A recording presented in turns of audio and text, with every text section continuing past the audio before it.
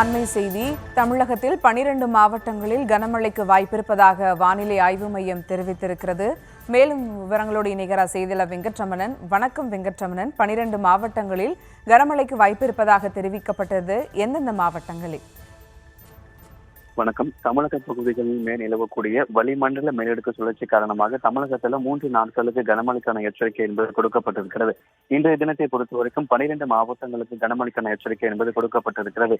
நீலகிரி, கோவை, தேனி, திண்டுக்கல், மதுரை, திருச்சி, சேலம், தருமபுரி, கள்ளக்குறிச்சி, திருவண்ணாமலை, விழுப்புரம், செங்கல்பட்டு உள்ளிட்ட 12 மாவட்டங்களுக்கு இன்றைய தினம் கனமழைக்கான எச்சரிக்கையும், நாளைய தினத்தை பொறுத்தவரைக்கும் திருவள்ளூர், காஞ்சிபுரம், ராணிப்பேட்டை, திருவண்ணாமலை, கள்ளக்குறிச்சி, சேலம், தருமபுரி, ஈரோடு, நீலகிரி, கோவை, தேனி, திண்டுக்கல் உள்ளிட்ட 12 மாவட்டங்களிலும் கனமழைக்கு வாய்ப்பு இருக்கிறது. நாளை மறுநாள் கடலூர், விழுப்புரம், செங்கல்பட்டு ஆகிய 3 மாவட்டங்கள் மற்றும் புதுச்சேரி பகுதிகளில் கனமழைக்கு வாய்ப்பு இருப்பதாக வானிலை ஆய்வு மையம் தெரிவித்திருக்கிறது.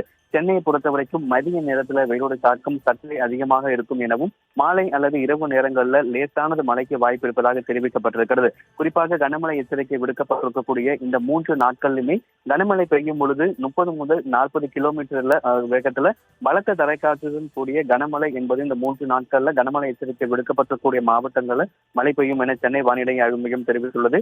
வளிமண்டல மேல் நிலவக்கூடிய வளிமண்டல மேலடுக்கு சுழற்சி காரணமாக தமிழகத்தில் தொடர்ச்சியாக 3 நாட்களுக்கு கனமழைக்கான எச்சரிக்கையும், இன்றைய தினம் 12 மாவட்டங்களுக்கு கனமழைக்கான எச்சரிக்கையை சென்னை வானிலை ஆய்வு மையம் தெரிவித்துள்ளது.